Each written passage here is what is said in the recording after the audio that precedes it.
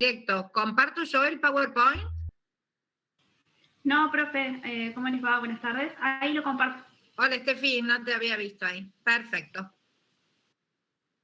Bueno, hoy vamos a seguir con las líneas de psicoterapia y este autor que les presenté ayer cuando les envié el tópico, que es Hernán Kesselman. Bueno, ese es un poquito el tópico que vieron ayer. Si seguimos pasando, Estefi. El modelo de psicoterapia que él presenta se llama psicoterapia operativa. Tiene 2 textos escritos al respecto y bueno, para conocerlo un poco, porque bueno, es de esas personas que no han sido rescatadas de manera suficiente como para que se conozcan en los espacios universitarios, ¿sí? Sin embargo, el aporte de Kesselman, y ya vamos a ver de las personas que se rodeó, ha tenido nos ha dejado un legado muy, muy importante. Kesselman era psiquiatra, falleció en el 2019, me parece. El año pasado lo tengo medio como borrado. Creo que fue en el 2019. Psicoanalista en sus primeros momentos de formación, especialista en psicología social y también psicodrama analítico. Se formó con Mauricio Goldenberg, que esto, bueno, como no vimos la primera clase, que es la del texto de Desaforcada, si bien ahí no figura, pero me parece que la profe Ferrero lo trajo a colación en alguna de las clases cuando hablaba de Fiorini. Mauricio Goldenberg, o su nombre, debería estar encabezando los nombres de las aulas de las principales universidades del país, ¿sí? Sin embargo, acá en Córdoba tampoco se lo ha conocido a Goldenberg en la grandeza que tuvo su figura, y yo les podría decir que si la ley de salud mental se inspiró en alguien, seguramente debió inspirarse en Goldenberg, porque todo lo que él propuso para el Hospital de Lanús está de alguna manera plasmado en las leyes de salud mental. Así que fue una figura importantísima. Bueno, Kesselman también fue discípulo de Blecher y de Pichon. Este conjunto de gente no era nada que ver, a lo mejor ustedes conocen más el desarrollo comunitario y social que ha tenido Pichon Rivière por las materias más sociales, pero creo que el Blecher que conocen en entrevista no tiene nada que ver con el Blecher que fue en realidad, ¿sí? Porque Blecher también tenía mucha trayectoria hospitalaria, mucha trayectoria en el ámbito público y también mucho recorrido del ámbito comunitario. Así que, bueno, realmente eran un grupo importante. Y bueno, Kesselman también fue consultor psicólogo de la OPS, que no es menor, ¿verdad? Cuando a uno lo convocan para esa tarea, quiere decir que al menos en el exterior logró más reconocimiento que en su propia casa. Vamos con la próxima. Bueno, estos algunos detalles más para conocer a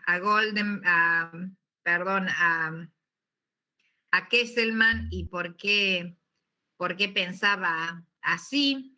Él se formó, como les decía, yo tenía un conocimiento de lo público mientras se formaba en psicoanálisis, adoptó de esta teoría y técnica el gusto por la forma breve, por eso creó esta psicoterapia operativa que decíamos hoy.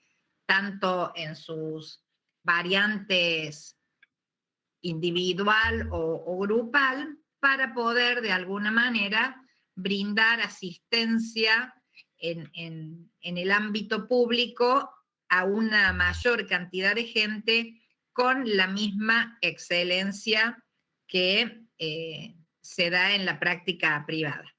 ¿Hay problemas con el audio, equipo? Está perfecto, profe. Sí, se escucha excelente.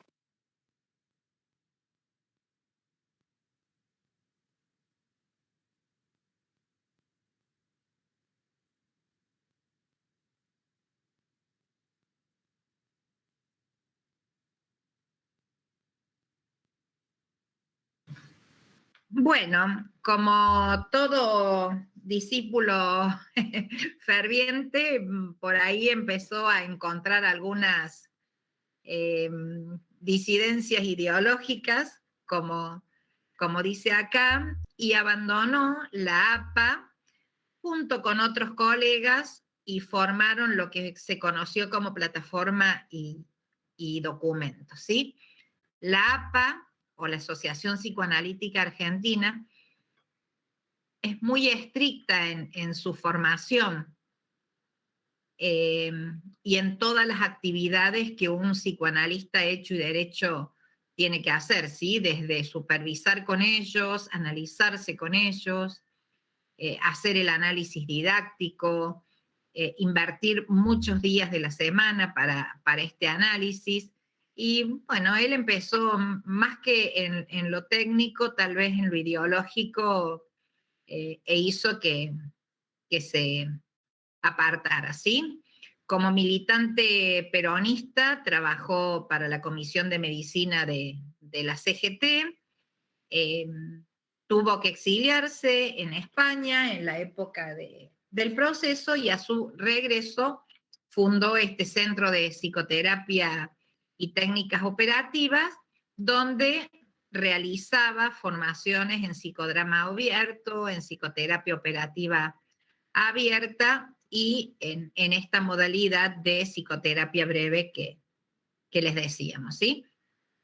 El centro Kesselman aún existe, está liderado por amigos, familiares, colegas, así que, bueno, hay algunos paradigmas que vamos a considerar para poder ver su desarrollo. Vamos con la próxima, Estefi.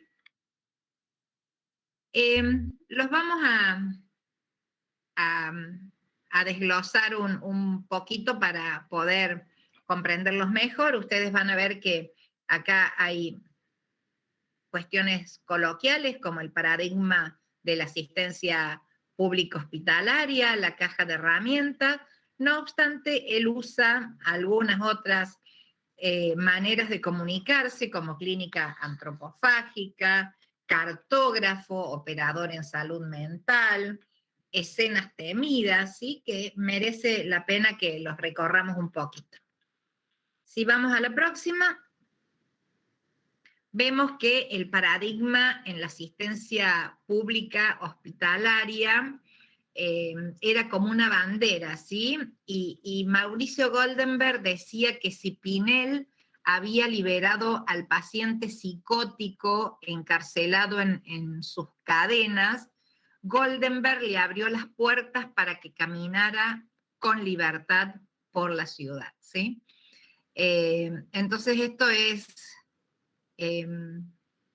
una expresión muy linda de parte de Hernán Kesselman hacia Mauricio Goldenberg, ¿sí? Yo les decía, muchas de las ideas hoy plasmadas en la Ley de Salud Mental tiene que ver con esta idea que Goldenberg tenía sobre la desmanicomialización o sobre cómo los pacientes o usuarios debían vivir su tránsito por el hospital, ¿sí?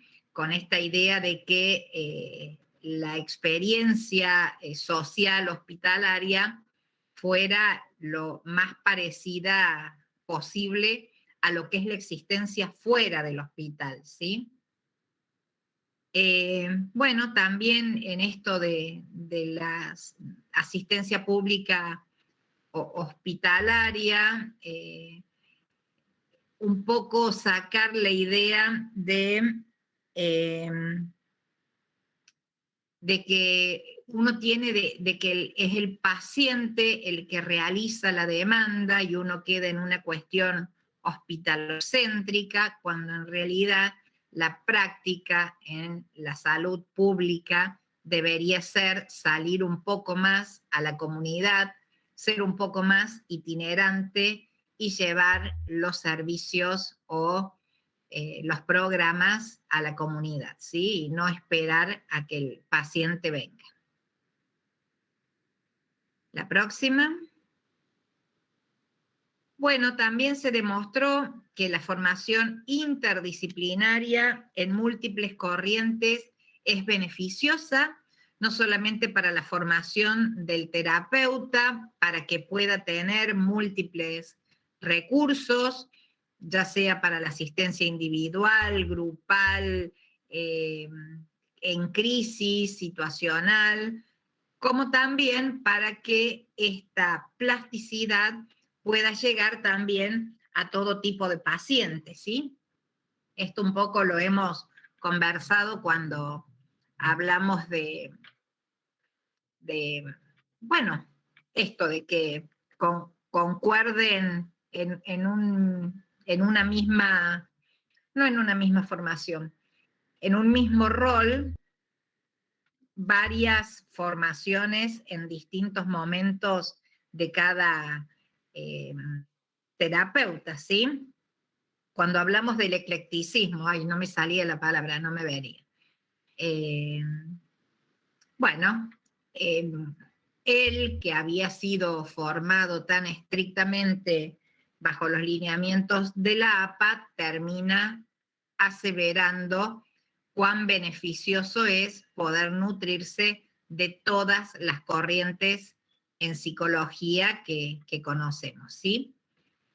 También bajo este paradigma se desmitifica la psicología médica cientificista, disecada en su histórico social, y el conocimiento académico que fue sustituido por un esbozo de conceptos generados en conjunto, ¿sí? Entre los terapeutas, los pacientes, el personal auxiliar, bueno, en una especie de programación local participativa, pero dentro de este contexto particular que parecía ser este hospital público abierto a la comunidad, ¿sí?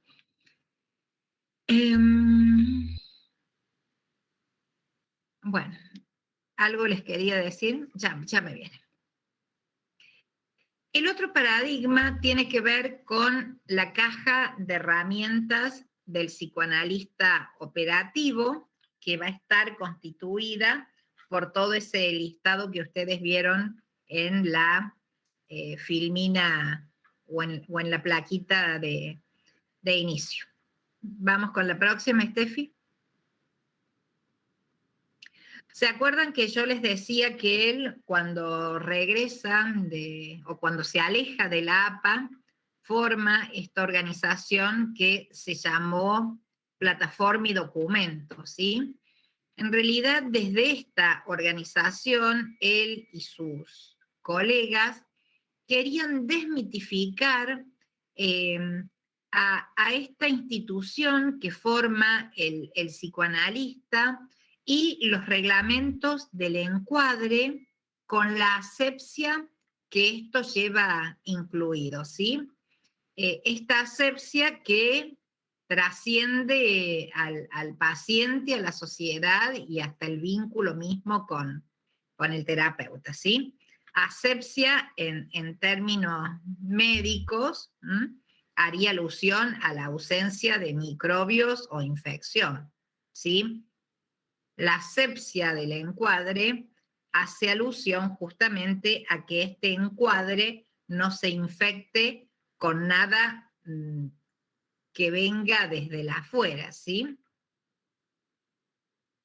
Kesselman decía que es muy probable que la institucionalización del psicoanálisis y el temor a la contaminación del mismo por factores provenientes de otras disciplinas o de otros credos haya producido un control excesivo de lo que se denominó encuadre, ¿sí? Y ustedes ya a esta altura de la carrera conocen bastante lo que es el encuadre y cómo existe para que todas aquellas variables que hacen a un tratamiento se vuelvan constantes, ¿sí? En realidad lo que de acá se pretendía no era solo desconocer el encuadre, ni mucho menos, como vamos a ver, sino también de poder enriquecerse con todo lo que el paciente, el usuario, trajera del afuera y cómo también el afuera podía contribuir en el devenir de este tratamiento, ¿sí? Vamos con la próxima, Steffi. Bueno, la psicología vincular, que fue algo que atraviesa también el corpus teórico de lo que nos presenta Kesselman, va a desmitificar esta neutralidad del observador en relación con lo observado, ¿sí? Y coloca al psicoanalista, al coordinador, en un lugar donde puede compartir y donde puede lograr que se combinen, ¿sí? Estas modalidades de vinculación, estas psicopatologías, entre los pacientes a los cuales se coordina, ¿sí? Pero esto no es que sea una melange, ni que se meta todo en la misma bolsa, sino que sirve para también hacer uso de este principio básico de que no hay enfermedades, sino que hay enfermos, y no hay terapias, sino que hay terapeutas, ¿sí? Que debemos atender, esto que está ya tan nombrado, a la subjetividad de la persona que nos consulta, que tenemos en nuestro tratamiento, pero también hay que considerar la singularidad de este terapeuta y de esta forma también particular que cada terapeuta o cada equipo despliega para llevar a cabo un tratamiento, ¿sí? Kesselman decía que todas las generalidades de un padecimiento figuran en un manual, ¿sí? Eso lo podemos ver y no va a haber error en eso. Pero las singularidades de cada uno hay que explorarlas en él mismo como ser humano, como persona.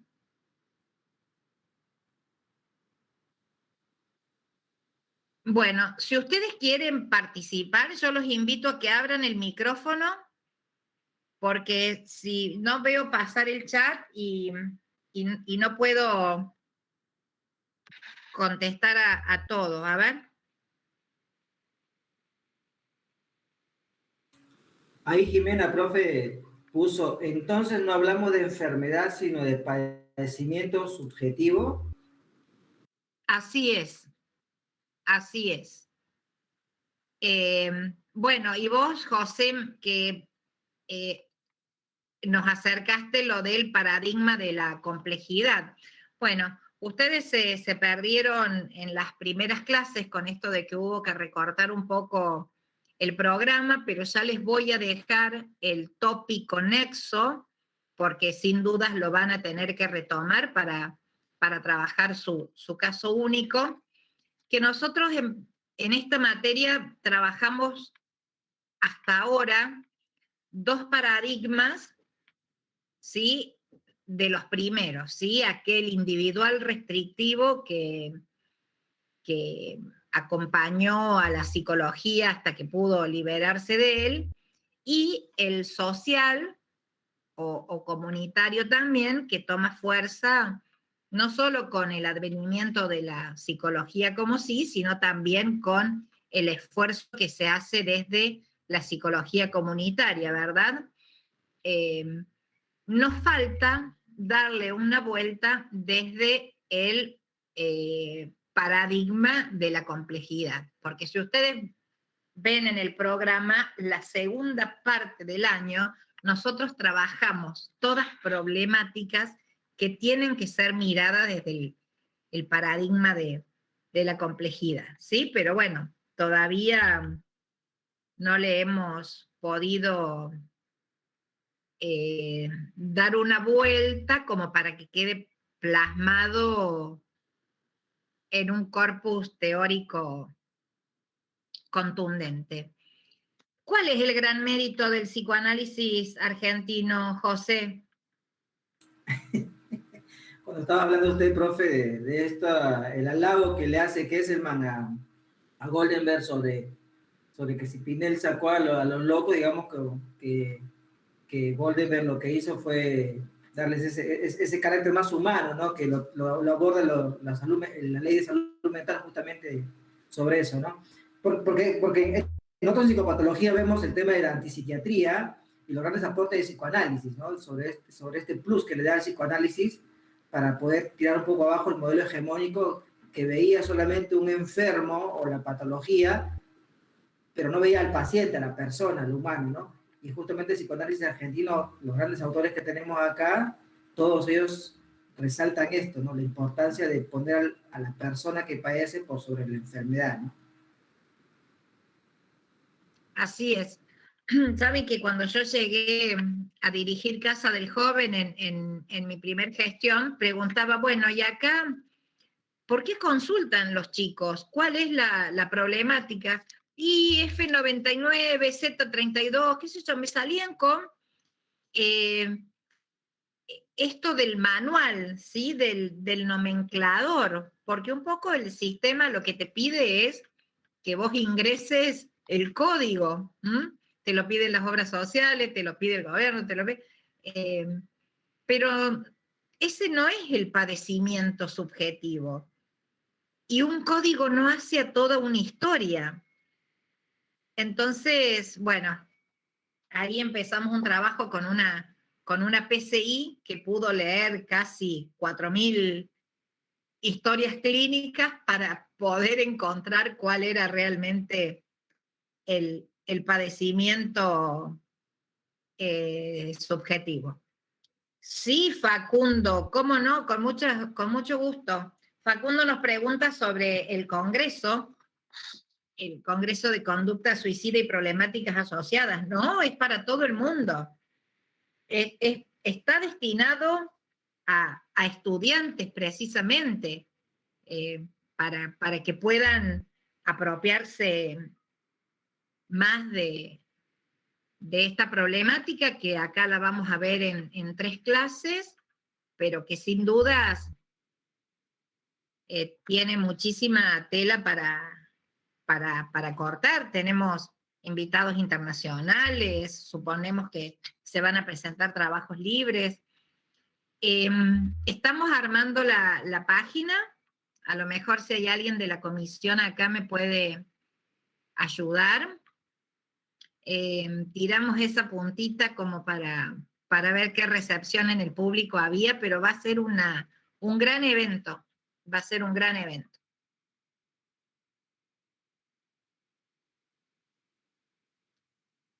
Lucas está por el YouTube, profe. Ah, bueno, sí, Lucas está. De nada, Facundo. Sí, Ale, Profe. también, hola, buen día a todos. Sí, Andrea. No sé, Andrea o yo. Era para decir algo del Congreso. También en breve, me saltaba Andrea. En breve ya va a salir el link de la inscripción también que estamos terminando. No se te escucha. ¿Y ahí? Ahí un poco mejor. Digo que en breve también va a salir el link de la inscripción para donde se van a poder inscribir los estudiantes, que va a estar también anexado a la página. Bárbaro, bárbaro. Buenísimo. Pero bueno, ya de a poquito van a ir saliendo algunos adelantos como para que ustedes también le hagan promoción. Bueno, Sabrina, Sí, profesor, te había mencionado, quería mencionar a Kesselman porque tuve la oportunidad de tener alguna clase con él, porque Ana Quiroga lo invitaba y yo, bueno, no soy nada jovencita, yo fui a la escuela Pillón obviamente cuando ya volvieron todos del exilio y todo, el año 88, 87. Y él iba de invitado y él era re pilloniano, él hablaba muy, o sea, nos daba clase directamente de grupo operativo, de otras cosas, una persona muy agradable.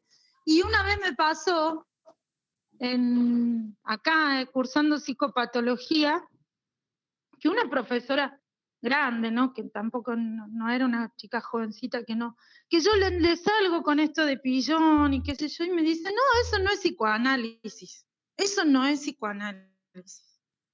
Y a mí me pareció tan chocante, porque bueno, conozco a esa gente y un laburo impresionante, una mirada muy humana, y bueno, me quedé callada, pero la verdad que me impactó que se pueda reducir tanto a un enfoque las cosas, ¿no?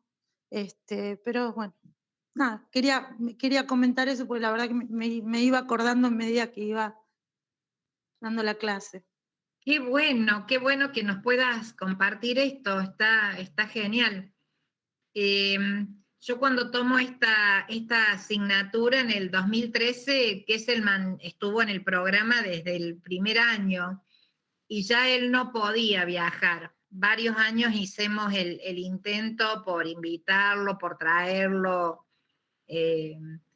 pero ya no estaba en condiciones, no tenía disponibilidad física ni... pero bueno, qué buenísimo.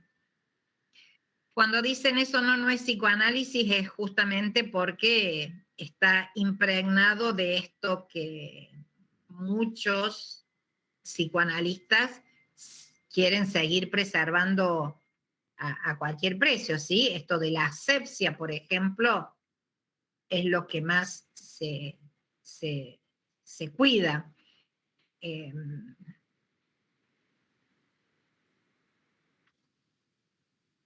Es lamentable porque el psicoanálisis en Argentina es muy particular, es muy nuestro y es maravilloso lo que se ha logrado y hasta dónde se llega y todo lo que se descubre.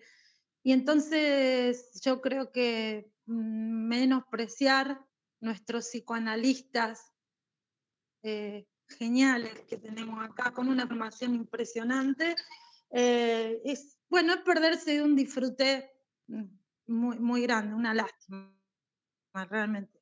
Es Qué triste, bueno, y Andrea, es lo que nos pobre. compartís. Bueno, acá veo que siguen en el chat con el Congreso, ya van a estar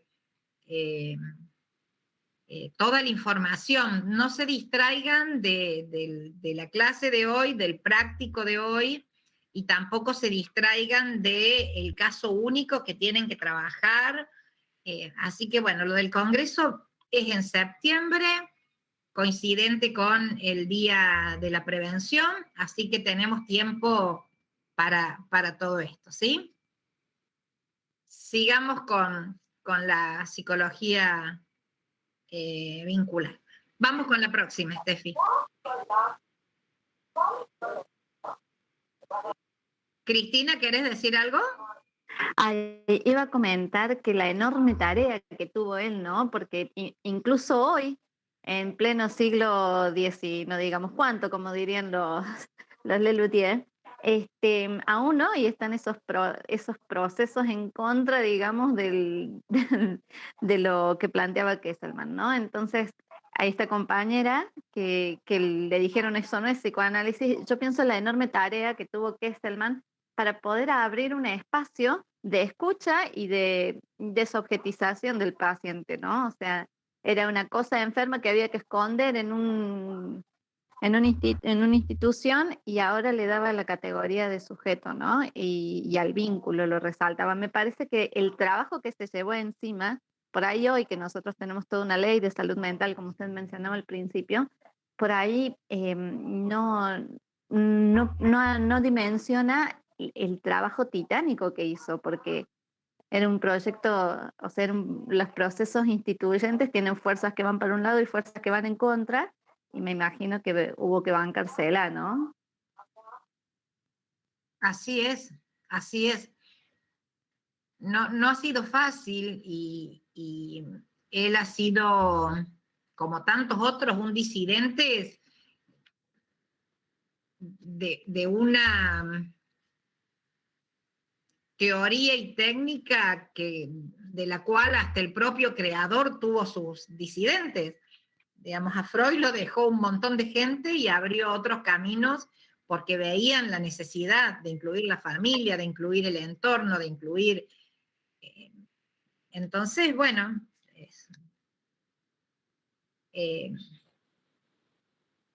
es como vos decís, un gran esfuerzo y un gran logro o mérito. Bueno, pero estábamos hablando de que no hay enfermedades, hay enfermos, lo mismo que no hay un solo terapeuta, sino que hay terapeutas.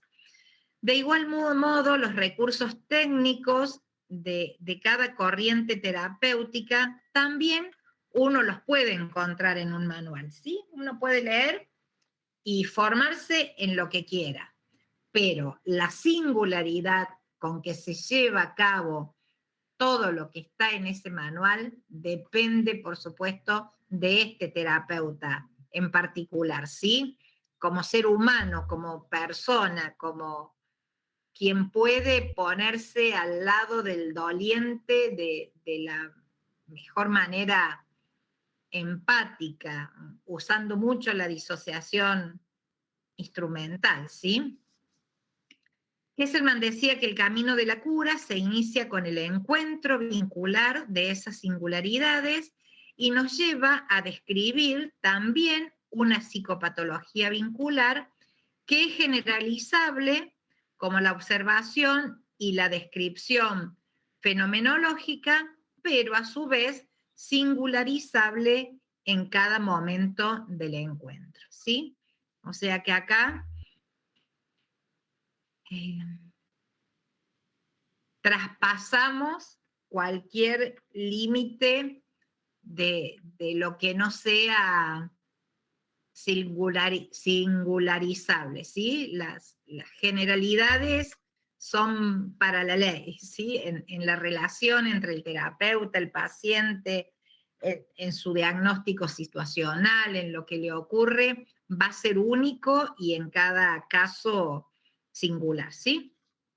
Por eso ustedes también están trabajando como dupla un caso único que responde a una entrevista también única y singular, mediada por lo que a esa persona que ustedes han entrevistado le ha acontecido, pero también con la propia impronta de cada dupla, ¿sí? Ninguna entrevista va a ser igual a la otra, ninguna intervención, por más que ustedes tengan un protocolo, un listado de preguntas, en realidad lo que se configure en ese campo va a tener la impronta de ustedes y de su entrevistado. ¿Vamos a la próxima? Bueno, las escenas temidas es algo que Hesselman trabajó muchísimo en la conformación del rol y ya lo vamos a volver a retomar cuando veamos la covisión como método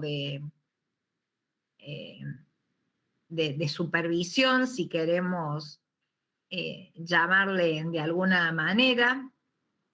Acá dice que es la desmitificación de la figura idealizada del psicoterapeuta y del coordinador de grupo, pero también va a tener que ver no solamente con la figura idealizada de él como coordinador, sino también idealizado de su rol, de lo que vendrá, de qué paciente me consultará, con qué usuario deberé trabajar. Entonces, trabajar las escenas temidas, donde también se juega mucho de la propia vida, y también por eso la recomendación siempre presente de uno tiene que conocerse, reconocerse como instrumento. Entonces, es importante que hagamos nuestro propio proceso terapéutico para que estas escenas temidas puedan encontrar su asidero en la realidad también, ¿sí? Vamos a la próxima. Bueno, el análisis didáctico grupal, a Kesselman le gustaba mucho trabajar la grupalidad y también por eso usaba mucho lo psicodramático, ¿sí? Lo trae para desmitificar los límites rígidos entre lo terapéutico y lo didáctico, ¿sí? Lo que se vivencia y lo que se aprende. También desmitificar esta exclusividad de lo bipersonal para definir lo que es psicoanalítico o no. No necesariamente es una relación entre dos personas, por lo cual el grupo aporta lo multipersonal y lo grupal aporta como un nuevo nivel donde la problemática del grupo se despliega y donde pueden conjugarse las individualidades con el resto de las personas que conforman el grupo, ¿sí? El análisis didáctico grupal cualifica al psicoterapeuta, y le enseña a utilizar múltiples recursos, ¿sí? Se basa en estas tres patas, que es lo grupal, lo extrainstitucional y lo heterodoxo. Yo acá les aclaro que heterodoxo es cuando se está disconforme o las ideas son diferentes de cualquier doctrina, ¿sí? Busca una plasticidad, ¿sí? Más que un aferramiento férreo, estoy a una doctrina en particular, ¿sí? Vamos con la próxima. Con la multiplicación dramática viene una desmitificación de la verticalidad para las hipótesis del saber y para las hipótesis del quehacer. Son las operaciones necesarias para la formación de la cura. Con esto de la verticalidad se hace referencia a un up o un down, o una arriba y una abajo, mientras que en la multiplicación dramática lo que se pretende es que haya una horizontalidad. Por eso lo va a decir, el paradigma de lo complejo incluye el I conjuntivo con el O disyuntivo, ¿sí? Desmitifica esta vocación reduccionista de simplificar, de llegar a lo simple, a la causa única, y no solo a lo múltiple en una causa, sino a la multiplicidad de disposiciones presentes en cada fragmento, ¿sí? Esto es armar y desarmar permanentemente, sin excluir, ¿sí? Sin buscar y ya vamos a ver, él se apoyaba en una psicopatología particular, hoy no nos vamos a poder explayar por el tiempo, pero sí es importante tener esta idea de que no se excluye, sino que por el contrario se incluye y no se simplifica, sino que se complejiza. Vamos con la próxima.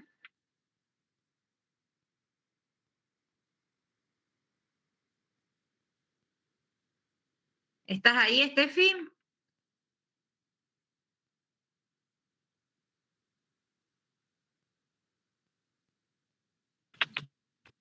¿Me escucha, profe? Sí. ¿No se ve el PowerPoint? Sí se ve, Steffi, pero te pide que pases la siguiente lámina. Ah, pero lo pasé. Bueno, ahí vuelvo, perdón.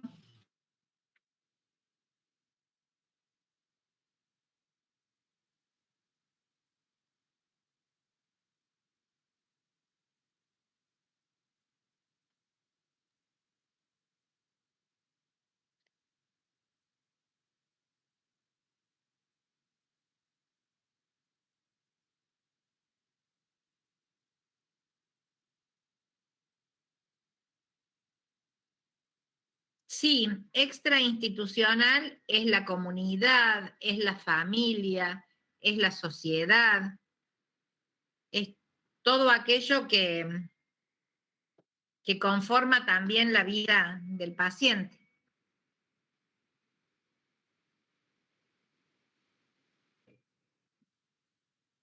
Profe, una pregunta. ¿Esto que estamos viendo son las herramientas operativas para trabajar en lo de la asistencia pública hospitalaria? ¿O son dos paradigmas distintos? Son dos paradigmas que configuran el mismo modelo teórico, ¿sí?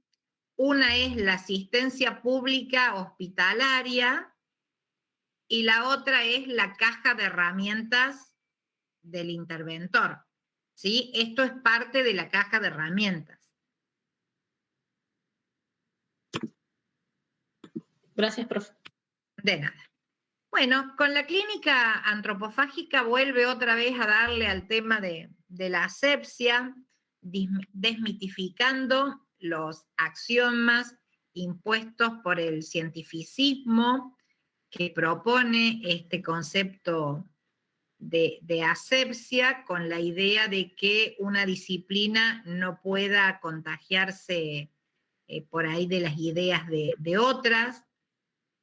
Él va a decir que la antropofagia se vale de una caósmosis transdisciplinaria que nos ayuda a fundar utopías dominadas por el paradigma de la creatividad, ¿sí?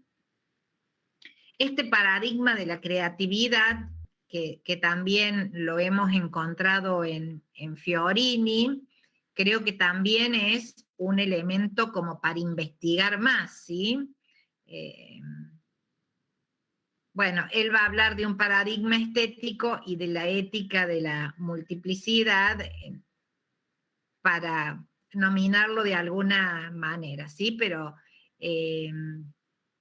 fíjense en lo importante de no solamente plasmar esto que llamamos la interdisciplina, sino también darle relevancia a que la creatividad es posible en un tratamiento cuando podemos dejar entrar a otros y que otros aporten también sus ideas. ¿Vamos a la próxima? Bueno, y el cartógrafo es hermoso. Ustedes habrán visto cartografía en las materias más sociales también. Ahora al cartógrafo lo llamamos georreferenciador, por ejemplo.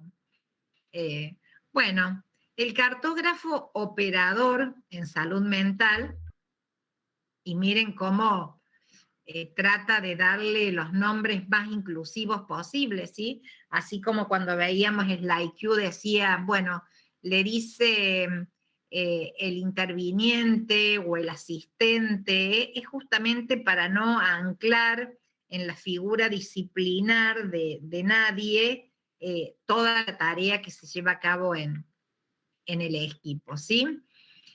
Desmitifican sus quehaceres y saberes los axiomas más rígidos de la psicología que hacen de la palabra el vehículo privilegiado por experiencia, oponiendo uso de la palabra a la actividad corporal como incompatible en un mismo escenario, ¿sí? ¿Se acuerdan al principio cuando veíamos Ávila Espada?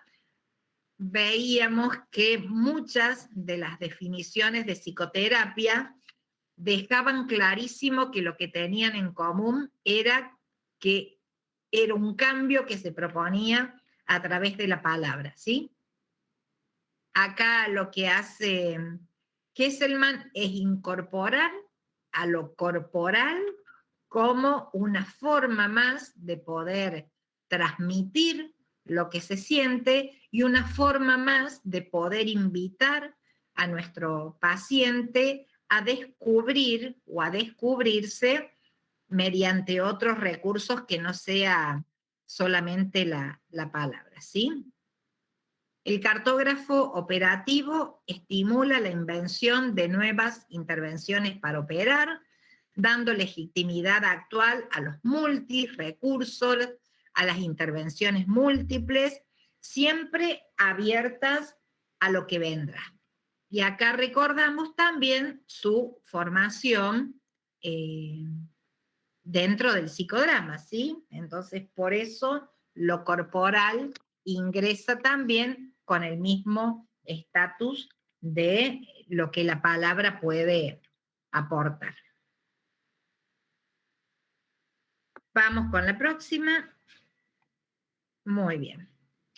Terminada la cajita de herramientas, vamos a ver un poquito lo que es la psicoterapia operativa de Kesselman, donde habíamos dicho, él se preocupaba por las necesidades actuales de masificar la asistencia psicológica y con la incompatibilidad que esto trae aparejado con tratamientos psicológicos individuales y eternos, ¿sí?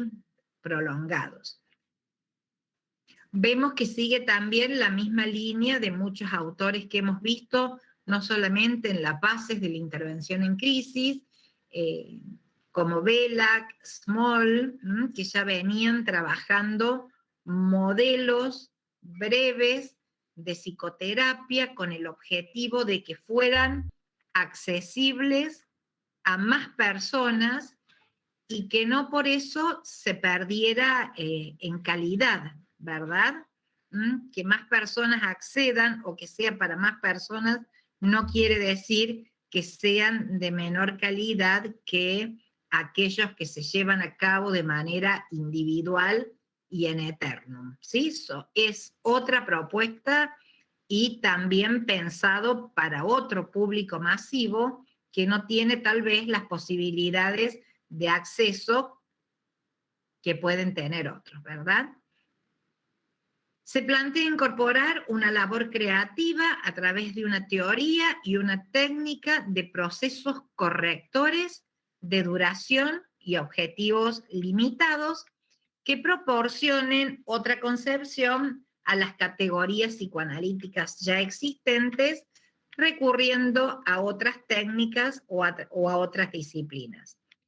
Acá en Córdoba tenemos también una profesional excelente, que tal vez ustedes la han conocido en psicología sanitaria, que es Mirta Cuco. Bueno, Mirta Cuco trabaja a través de procesos correctores, ¿sí?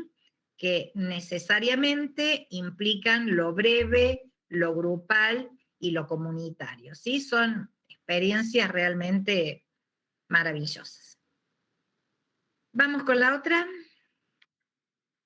Las posibilidades de abreviar el proceso es una preocupación y motivo de estudios para atender a más cantidad de pacientes y que no signifique atenderlos peor o que se quite calidad, como yo les decía en la placa anterior, ¿sí?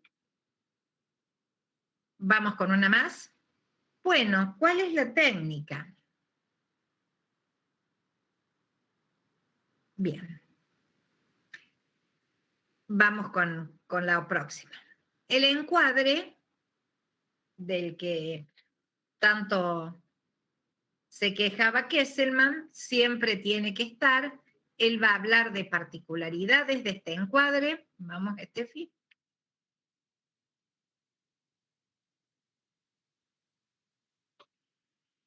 En cuanto a tarea, deberá estar siempre enmarcadas por un conjunto de normas y consignas, como ustedes conocen, no arbitrarias y que puedan fundamentarse de manera racional, ¿sí? Para que el terapeuta pueda apoyarse en ellas, y ya vamos a ver que también el usuario y el paciente pueda apoyarse en ellas también. Es un instrumento que sirve al terapeuta para hacer más productiva y fácil su labor, y tiene que estar de alguna manera configurado para que el terapeuta pueda disfrutar de él y no padecerlo, como dice la Filmina, porque si el encuadre es algo que va a entorpecer, no haría caso de lo que dice en el primer párrafo, ¿sí? Vamos con la próxima. El objetivo del encuadre es uno, ser situacional. Miren cómo con esto ya nos cambia muchísimo todo lo que uno tiene ya construido sobre encuadre. Este encuadre vale para esta situación y para otra situación será otro encuadre, ¿sí? Para que pueda ser situacional, el terapeuta dispone de un repertorio de instrumentos más variados para que tanto uno como otro, terapeuta y paciente, puedan hacer uso y un uso de la comunicación, ¿sí? Sea esta verbal, no verbal, paraverbal, ¿sí? Centrados en que la naturaleza de la relación terapeuta-paciente es siempre la de un binomio que realiza una tarea en la que ambos son protagonistas, ¿sí? Uno le enseña al otro a curarse y el otro aprende a hacerlo, pero donde ambos aprenden en todo momento. Uno aprende a enseñar y el otro aprende a aprender, ¿sí? Acá volvemos de vuelta a la horizontalidad del proceso terapéutico. Vamos con la próxima. Bueno, ¿cómo? Bueno, vamos a ver que el programa que nos plantea el autor incluye varios pasos y está dividido en dos periodos, ¿sí? Uno primero que va a cumplir una función exploratoria y que va a tener que ver con el contrato, y uno segundo que es la tarea propiamente dicha, que se hace en conjunto para la corrección, la evaluación y el seguimiento del proceso, ¿sí? Acá vemos otro autor que incluye el seguimiento como parte del proceso terapéutico. ¿Vamos?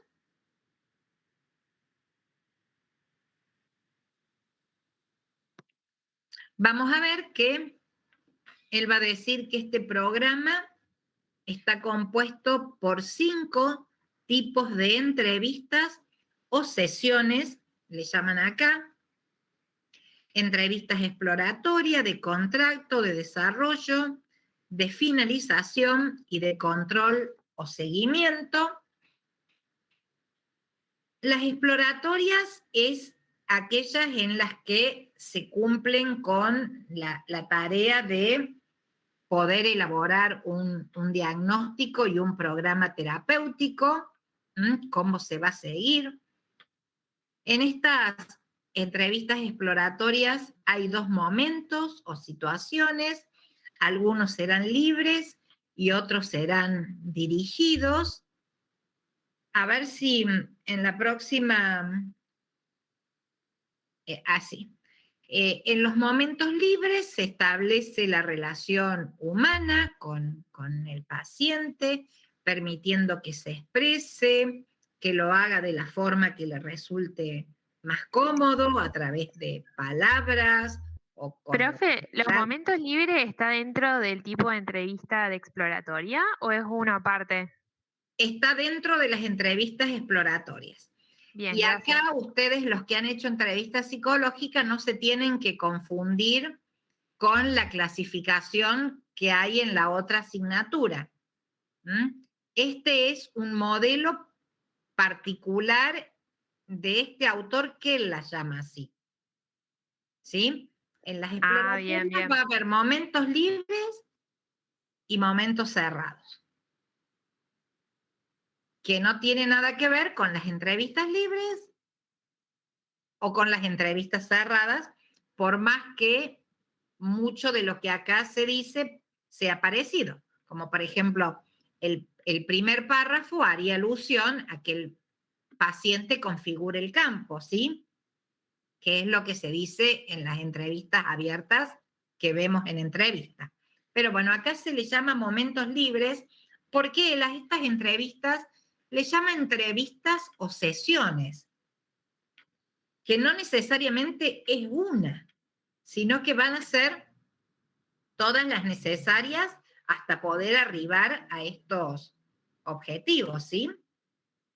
Él decía que en las exploratorias lo que se buscaba, y si volvés una atrás, Steffi, para que quede bien claro, es cumplir con las exigencias necesarias para elaborar un diagnóstico y un programa terapéutico. Entonces, esto le va a llevar a cada quien según la singularidad de la que hablábamos antes, ¿sí?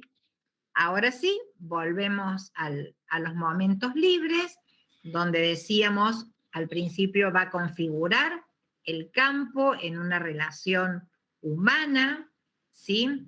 Que en estos momentos se detecta el motivo de consulta, muchas veces el tipo de lenguaje que utilice el paciente es el que nos da la entrada para la comunicación, para comprendernos, incluso va a determinar el tipo de reacción afectiva que se establece, ¿sí? El terapeuta sabrá usar de modo adecuado para que se logre reducir la tensión en este primer encuentro o que disminuya, como dice digamos, acá también hay alusión al manejo de las ansiedades que se presentan y que ya lo decía Blecher en toda primer entrevista, ¿sí? Vamos a la próxima. Hesselman prefiere hablar de momentos libres de entrevista y no de entrevista libre. Estos momentos son útiles para estudiar todo lo que expresa espontáneamente el paciente y pueden darse en cualquier momento de la etapa exploratoria, alternándose con los momentos dirigidos, ¿sí?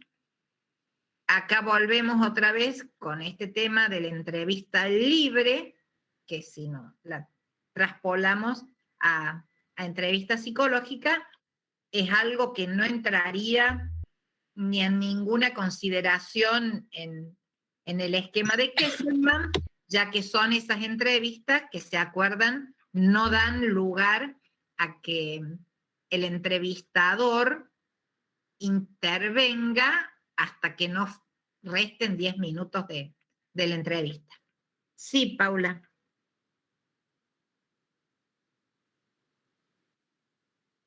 Me parecía que había abierto el micrófono. Jimena dice, ¿por qué esa distinción con entrevista libre? O sea, ¿no es solo un cambio de nombre? Quiero comprender por qué esa distinción teórica que él realiza. Porque cada quien le llamó al tipo de entrevista que utiliza como le resultaba más cómodo, ¿sí? Que ustedes hayan visto la entrevista libre planteada por Abu Chaem no quiere decir que Abu Chaem la haya patentado. Es otro tipo de entrevista completamente diferente. Lo mismo que la abierta o la cerrada de Blecher. Cada cual dentro de su, cuando puede crear teoría y escribir sobre ella, le llama como quiere y no tiene por qué andar diferenciándose de los otros. Yo se los diferencio para que ustedes no se confundan si han cursado ya la otra materia o si la van a cursar. Esta denominación es propia de la teoría y técnica de Kesselman. Y él puede llamarle como se le ocurre. ¿Sí? Así, incluso la de Abu Chaem tampoco se llama libre, se llama totalmente libre. ¿Sí? Profe. Bueno, sí. Sí, vale. ¿Cómo está? Muy bien. Yo creo que se refería, no sé si a esto se refería a la compañera, a si era la entrevista libre que planteaba este autor, era exactamente igual en modalidad a la entrevista planteada totalmente libre en la materia de entrevista. Si era algo que usted dijo recién de que el observador o el psicólogo no intervenía hasta 10 minutos antes de terminar. ¿Esa es la diferencia? Claro. En la totalmente libre planteada por Abu Chaem es así. El entrevistador no interviene hasta 10 minutos antes de terminar lo que han pautado de antemano. 50, 40, una hora, sí. Nada que ver con esto. Acá estamos dentro de un momento que se llama exploratorio, que este autor va a decir consta de momentos libres y de momentos cerrados. Acá los momentos libres son donde el entrevistado puede explayarse sobre lo que quiera y el entrevistador también. Por eso él va a decir el encuadre tiene que ser cómodo para los dos. Entonces tiene también la libertad de poder explayarse, intervenir, preguntar o utilizar una técnica lúdica si le parece. Claro, son momentos entonces. Perfecto, gracias. Son momentos. Son momentos. ¿Y los momentos cerrados, profe? Ahora venimos. Bien. Son momentos donde justamente lo que queremos hacer es establecer un diagnóstico y una línea de trabajo. ¿Cuál va a ser el plan terapéutico para este paciente en particular? Y ahora vamos a los momentos cerrados o dirigidos, que son momentos que se utilizan para descubrir todo aquello que el paciente no ha expresado espontáneamente, ¿sí? Él va a decir que acá el terapeuta puede utilizar 4 instrumentos: el cuestionario, los test proyectivos, las interpretaciones de prueba y las técnicas de acción y expresión que tienen que ver con lo corporal. Ustedes no se olviden que yo al principio les dije que todos estos autores eran profesionales que trabajaban todos juntos. Entonces, algo de lo que pensaban al respecto, sin duda está contaminado por la influencia del otro. ¿Sí? Acá miren, el uso de 3 proyectivos está considerado como un instrumento más de un momento dirigido, y para la otra materia el test proyectivo es parte de todo un proceso donde la propia entrevista es una en el proceso más, ¿sí? Entonces, bueno, por ahí hay que hacer la disquisición entre lo que cada autor quiere decir, ¿sí? Vamos con la próxima, Steffi. Bueno, las entrevistas de contrato, ustedes conocen también lo que es el contrato en cuanto a fijación de algunas variables que hacen específicamente al tiempo y al dinero. Acá las entrevistas de contrato tienen que ver con la devolución de datos y un acuerdo de un programa de trabajo. Acá el contrato lleva incluido la devolución.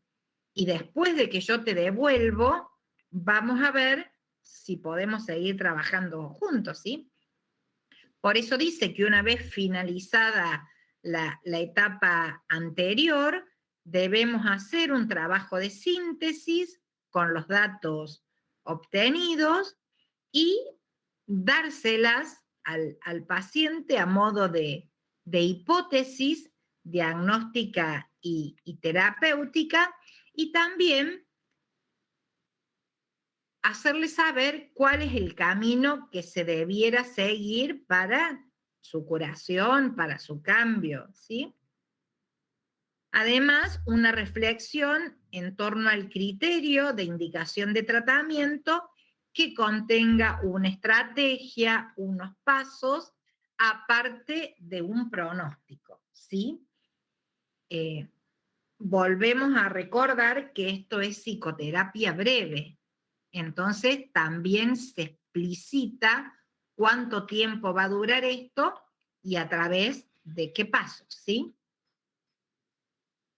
Vamos con la próxima. Todo esto se le comunica a la persona con un lenguaje claro para que él y sus familias puedan hacerse cargo de la situación, aceptar el programa terapéutico propuesto, porque si hay este conocimiento y esta aceptación, es más factible también de que se pueda llegar adelante y que se cumpla, ¿sí? Bueno, y yo les decía antes que para el diagnóstico, Kesselman se maneja con el esquema referencial de Pichon de enfermedad única, ¿sí? Y a partir de ahí también Pichon hace todo un desarrollo psicopatológico. Vamos con la próxima. Vamos con la próxima. Y otra más. Vamos, otra más. Bueno. Vamos al contrato propiamente dicho. No los quiero sacar de este esquema técnico porque si no, todo está en el apunte, así que no se hagan problema. El contrato es un conjunto de normas, un reglamento que convenimos como condición para poder trabajar y responsabilizarnos mutuamente del tratamiento que se va a iniciar, ¿sí? Hay 3 temas en torno a este contrato: los objetivos de la curación, la técnica de la misma y las medidas de seguridad que se van a tener en cuenta para preservar las condiciones psicológicas que garanticen la buena marcha de la tarea, dice acá, ¿sí? Esto es muy importante, ténganlo en cuenta para el trabajo práctico del día de hoy, porque nosotros pensamos que las medidas de seguridad son muy importantes a la hora del planteamiento de un tratamiento, ¿sí? Mucho más si nos anticipamos y decimos que en el segundo cuatrimestre vamos a ver temáticas como suicidio, desastre, donde las medidas de seguridad tienen un lugar importante. ¿Seguimos con la próxima? Bueno, decíamos que había entrevistas del desarrollo. Esto como parte técnica se fundamenta en algunas cuestiones racionales y que son como un derrotero típico para todos los pacientes, y esto se basa justamente en que el paciente tiene que colaborar con esa tarea, ¿sí? La colaboración se da naturalmente cuando alguien comprende qué es lo que se va a hacer con él, por qué, cómo y qué se espera de él también, ¿sí? Vamos con la próxima. Y bueno, y acá vienen las medidas de seguridad que yo les decía son muy importantes. Tiene que ver con consignas que le damos al paciente para que él acepte como reglas de juego, del juego que por supuesto todos queremos que se juegue, que es el de la curación, el de la mejoría. Las consignas implican 3 aspectos. Una que tiene que ver con qué es lo que yo espero que el paciente haga. La otra es qué es lo que él puede esperar de mí. Y el tercer componente es cuáles son las condiciones óptimas de seguridad que deben mantenerse entre nosotros en esta relación para que el tratamiento prospere, ¿sí? La relación entre el terapeuta y el paciente tiene que darse siempre dentro de ciertas condiciones de seguridad psicológica que garanticen estas intervenciones, ¿sí? Y estas condiciones van a permitirle al terapeuta mayor comodidad en su desenvolvimiento y también la prevención de situaciones peligrosas que podrían llevar el tratamiento a una situación no deseada, ¿sí? O que traspase, por ejemplo, lo que se desea corregir, causando un mal mayor. La próxima. Bueno, al conjunto de leyes o normas de trabajo tendientes a evitar la contaminación del campo, se llaman reglas de asepsia. Miren ustedes.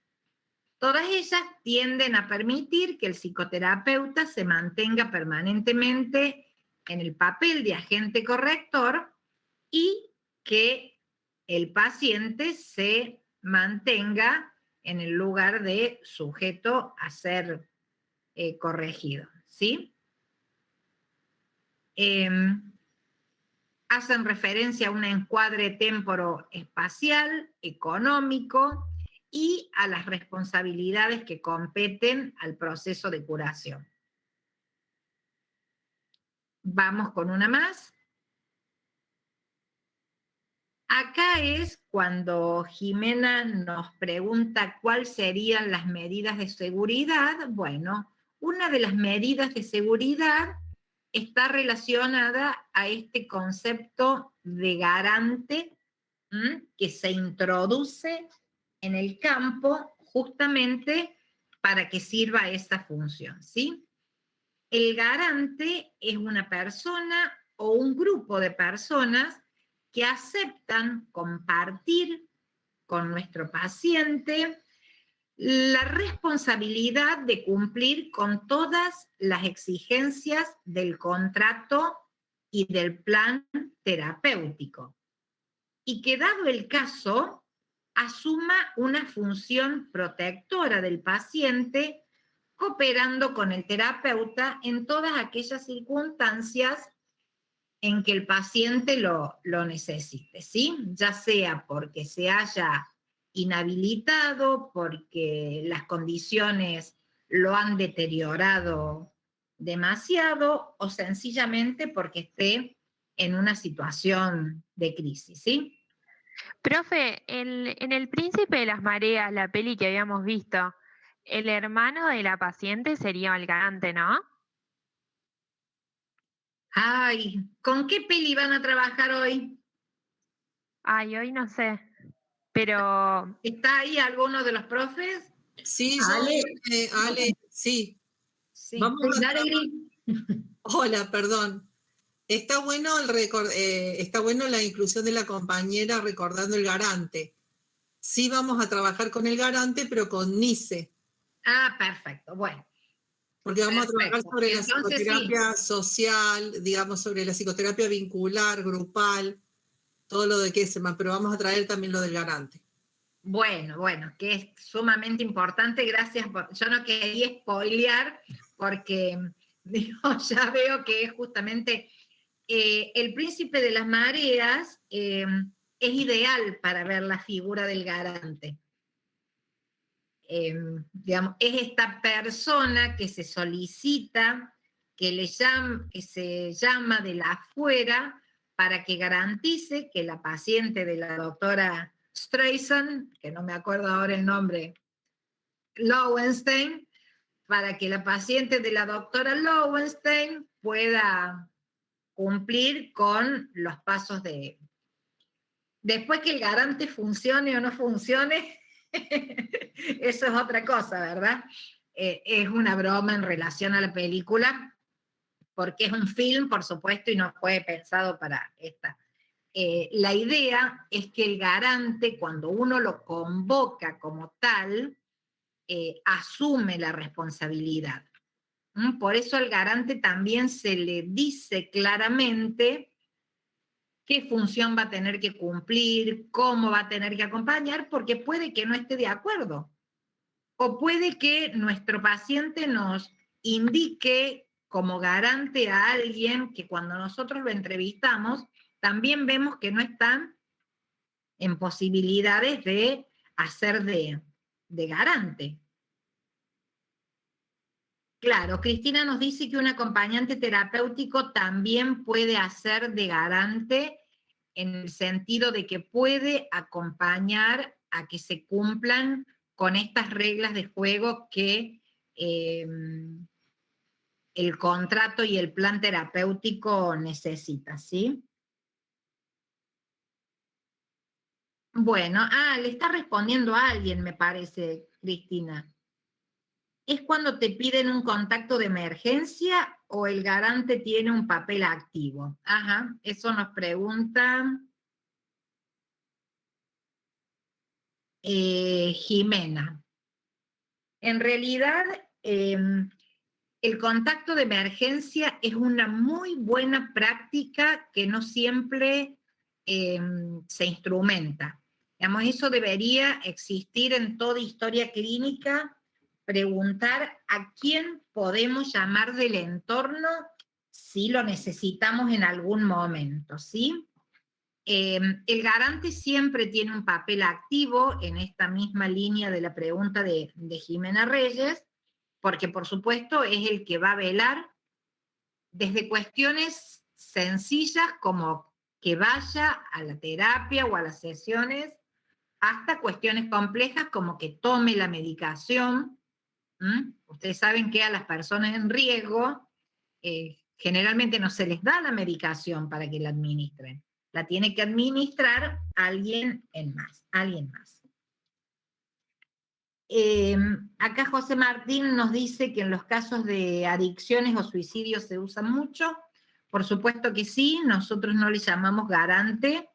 En los casos de suicidio le llamamos referente vincular, que es aquella persona elegida por la persona en crisis para que pueda ayudarle a transitar este proceso hasta tanto pueda tener autonomía y haberse alejado un poco el riesgo de suicidio, ¿sí? Bien. Bueno, es muy interesante la figura del garante, creo que, no sé si con este nombre o el de referente vincular, o somos plenamente conscientes de que cuando uno toma a alguien en tratamiento, debe de preguntar necesariamente quién más podría ayudar en caso de que hiciera falta, porque una persona que puede venir en el más reposado de los tratamientos, de repente puede entrar en riesgo, ¿sí? Y muchas veces los terapeutas nos damos cuenta que en la historia clínica no tenemos esos datos si necesitamos acudir a alguien de riesgo. Bueno, Cristina nos acerca que en los casos de trastornos de la conducta alimentaria también, y Evelyn nos dice que entrevistaron a una chica que intentó suicidarse y su familia le da los psicofármacos. Ella está internada en casa y no puede estar nunca sola. Mira qué interesante. ¿Qué casitos se buscaron ustedes, eh? Uno viene hace muchísimos años trabajando en pos de que todos los profesionales de la salud mental adquieran herramientas para trabajar con el paciente con ideación suicida, ¿sí? Que no se le juega la mala praxis, ni mucho menos. Ya vamos a entender al proceso como proceso dentro de una crisis, pero me preocupa mucho cuando uno no solo lo imparte como conocimiento. De hecho, nosotros tenemos grupos de PCI donde se egresan por año 15, 20 estudiantes estudiando sobre la conducta suicida, y después mucha gente se larga a trabajar y cuando la papa le quema, revolean al paciente con ideación suicida para cualquier lado, ¿no? Eso es lo que me preocupa más. O cuando veo que en estos grupos de psicólogos, no sé qué, que hay por Facebook, tengo un caso con ideación suicida, y me clavan mi nombre ahí, y yo decía, la puta, y todas las charlas que dimos todo el año, porque no solamente lo hacemos acá en la materia, permanentemente colaboramos con los centros de estudiantes, con todos las agrupaciones estudiantiles que nos piden, damos charlas, hacemos intervenciones, vamos a los colegios, y bueno, llega el momento en que uno es profesional, arma su consultorio y llega el paciente suicida y lo quieren revolear para cualquier lado. Profe, sí. Ahí yo justo mencionaste lo de la papa caliente esta, y a mí, ¿por qué? O sea, de todas las preguntas del cuestionario, que eran muchas, que podía haber, ¿por qué tanto nos ponen, esto lo tiro y lo dejo suspendido, ¿por qué tanto nos compromete solo el tema del suicidio, no? ¿Qué miedo? ¿Qué pasa con los profesionales que estamos en formación que nos da tanto miedo este tema y no nos da miedo una bulimia o una anorexia, que puede ser exactamente el mismo resultado? ¿Qué será que esto ominoso se nos mueve a nosotros? ¿Y qué será si no hacemos tratamiento, si no nos ya sea análisis, Gestalt, si no hacemos tratamiento antes de recibirnos, nos vamos a quedar con estos miedos, porque estos miedos obviamente tienen que ver con cosas que nos pasan a nosotros, tienen que ver con cosas que se nos mueven a nosotros. No podemos recibirnos sin pasar por hacer una terapia. No podemos ir con estos miedos a sentarnos frente a una persona, porque esto le hace sentir a la persona que su problemática es diferente o se siente exceptuada, ¿sí? Por nuestros miedos. No porque lo que tenga esa persona no es algo frecuente o sea algo contagioso. Es como la lepra. ¿Qué está pasando? O sea, yo creo que tenemos que hacer terapia, y mucha, y toda la que se pueda, y es más, si quieren probar en diferentes tipos, porque eso está bueno también, es enriquecedor, ¿no es cierto? Hacer una gestáltica. Recién hablabas del campo que se construyó, yo pensaba en la gestalt, como que Selman habla de un campo que se construye, que Y yo decía, ay, mira qué gestáltico todo esto, pues también se construye un campo entre los dos. Es lindo, si esto es lo que nos gusta, es lindo también hacer terapias diferentes para ir conociéndonos desde otras miradas diferentes y para ir teniendo plasticidad en nuestra vida y con las problemáticas de los pacientes que se nos presentan. Perdón, pero yo soy hermana de un suicida, mi hermano se murió, se mató, yo tuve que parar mi carrera a los 18, 19 años, yo venía haciendo la Pigeon Rivière, la facultad, tuve que parar porque no podía seguir elaborando lo que estaba estudiando con semejante duelo. Y toda la vida me construí para este momento, seguí haciendo lo mío, que es artística, seguí esperando después, en algún momento ya tuve que esperar el momento de volver a retomar mi carrera. Y realmente adoro mi carrera y cada terapia la disfruté pensando, bueno, el día de mañana a ver qué puedo tomar de esto que estoy haciendo. Y hice varios enfoques. Digo, no hay que tener miedo a los temas porque nuestros pacientes son personas igual que nosotros. Y si a nosotros se nos mueve mucho un tema, es por algo que tenemos que trabajar. Eso, profe. Gracias por tu aporte, Andrea. Realmente han sido muy valientes quienes han tomado el micrófono para compartir este tema que ya vamos a ver en el segundo cuatrimestre. Por empezar, está así rodeado de tabúes y demás, porque creo que tenemos muchas cosas en común con el suicida, fundamentalmente una, que es la propia vida. Lo que pasa es que él decidió terminarla por mano propia y nosotros no. La idea del suicidio es universal. Entonces todos en algún momento o lo pensaremos o lo hemos pensado o no necesariamente llegaremos a transformarlo en acto. Pero claro que sí que es una de las problemáticas que más asusta a los profesionales de la salud mental, ¿sí? Siempre relacionado tal vez con la mala praxis, y creo que uno cuando transmite conocimientos lo hace justamente como para dar todas las herramientas para que los profesionales hagan las cosas bien y no tengan por qué temer con la mala praxis, ¿sí? Pero bueno, es la problemática, yo les diría, más frecuente en estos días, desde hace mucho tiempo. Ustedes cuando pongan su más reposado consultorio, les irán unas cuantas personas que refieren tener trastornos de pánico, histérico, y muchas otras que tienen crisis de la vida. Algunos irán porque quieren conocerse, que son los menos, pero la mayoría de lo que les va a llegar son problemas y son crisis.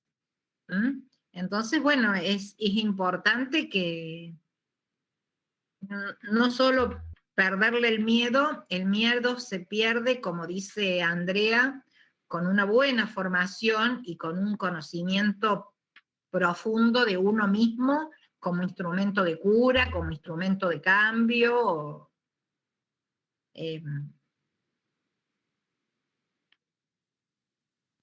Rocío dice que hay que hablar del tema para que deje de ser tabú. José Martín te agradece a Evelyn.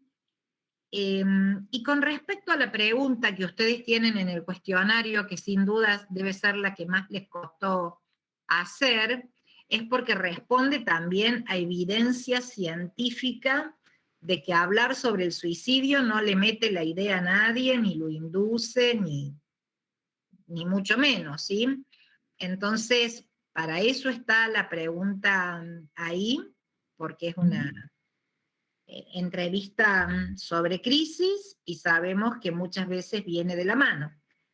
No quiero adelantarme a las clases, pero ya vamos a ver que muchas veces la pregunta ayuda a alguien más a pedir ayuda. ¿Sí? Y si no está la idea, sí, Agustina, ahí te doy la palabra, la persona te va a decir sí. que te fumas por ser.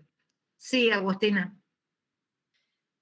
No, yo quería contar que, por ejemplo, en el caso de la persona que yo entrevisté, tenía un montón de miedos también de hacer esa pregunta, ¿no? Y decía, bueno, en el momento veré cómo lo planteo y en qué momento es el momento más indicado para plantearlo. Pero lo que me pasó que cuando estaba haciendo la entrevista, esta persona muchas veces hizo hincapié que con todo lo que ella le pasó, tenía miedo de morirse. Tenía miedo de que ella no pudiera sobrevivir esa situación. Y entonces en ese momento, como ella contaba con tanta angustia eso de que ella tenía el deseo de seguir viviendo, pero tenía miedo de que esa situación la arrastrara hacia la muerte, entonces a mí me pareció prudente no hacer esa pregunta, porque si no iba a quedar como que no le estaba prestando atención a lo que me decía. ¿Entendés? De que ella tenía miedo a morir. Y si yo le preguntaba, ¿pero vos tenías deseos de suicidarte? Me parecía que no, que iba a quedar como que no le estaba escuchando. No sé si hice bien o mal, o si tenía que ver con parte de mi miedo anterior, pero en ese momento me pareció lo más prudente. Bueno, pero ¿le preguntaste cuáles eran esas circunstancias de la vida que la llevaban a no querer seguir viviendo? No, claro, porque ella no decía que no quería seguir viviendo, decía que tenía miedo de morir. ¿Se entiende? Pero no, ella sí quería seguir viviendo. ¿Pero le preguntaste por qué tenía miedo de morir? Sí, estuvimos hablando de eso a lo largo de toda la entrevista, digamos. Bueno, perfecto. Perfecto. Uno muchas veces lo que hace es indagar ideas activas de ideas pasivas, pero bueno, ella hablaba de un temor a morir. Es distinto a que hablara de querer morir. Bueno, buenísimo. Hay que leer esos casos únicos que ustedes nos están acercando, que todos van a tener esta particularidad. Justo hoy la figura del garante dio para que las compañeras hablaran de esas entrevistas que justo estaban relacionadas al tema muerte o al tema suicidio, pero todo lo que ustedes han recabado en estas entrevistas, ya van a ver que tienen algo de valiosísimo por esto mismo que dice Kesselman. Hay entrevistas y hay entrevistados. Y seguramente que cada uno de ustedes ha podido descubrir con este cuestionario de crisis algo, un miedo o una alegría o un crecimiento o alguien que atravesó la crisis y salió fortalecido. Entonces, bueno, ya van a ver que es un trabajo muy lindo después poder articularlo con la teoría. ¿Profe? Sí. Pienso que esto que compartía recién la compañera en relación a cómo ella tuvo que adaptar la entrevista porque sintió que era lo que tenía que hacer en ese momento según se iba dando la dinámica, es como lo que plantea Kesselman en cuanto a las intervenciones, ¿no? Es un poquito también esto de que si uno tuviera que estar apegado a un tipo de metodología de abordaje única, habría un montón de cosas que no se podrían tratar, ¿no? Si estuviéramos ligados a la entrevista clínica psicoanalítica, por ejemplo, ¿qué habría pasado? Pienso que esto de adaptar que propuso Kesselman es lo que naturalmente le salió a la compañera también, ¿no? Así es. Así es. Sí. Muy importante, Cris. Tal cual. Por eso, hay una entrevista, una propuesta, y hay entrevistados y entrevistadores, y cada cual sabrá, de acuerdo al timing, qué toma de ese instrumento y qué no, en función también del cuidado de la persona que tiene enfrente. Bueno, son en 54. ¿Les parece que de acá tienen el tópico como para guiarse? Así pueden entrar al práctico fresquitos, pueden ir a buscar un cafecito y demás.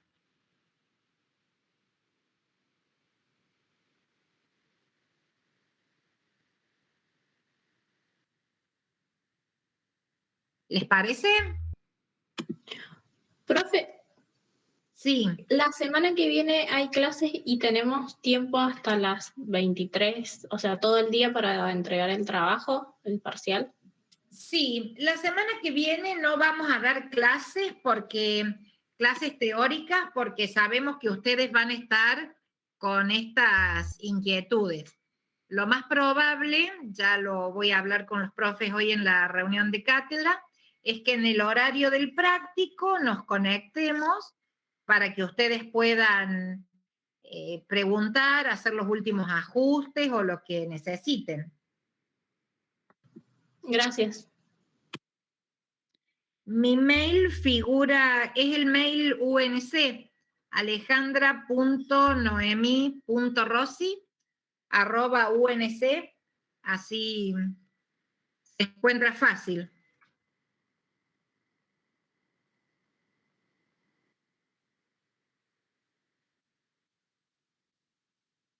Gracias por la clase, profe. Gracias a ustedes por estar ahí y escuchar.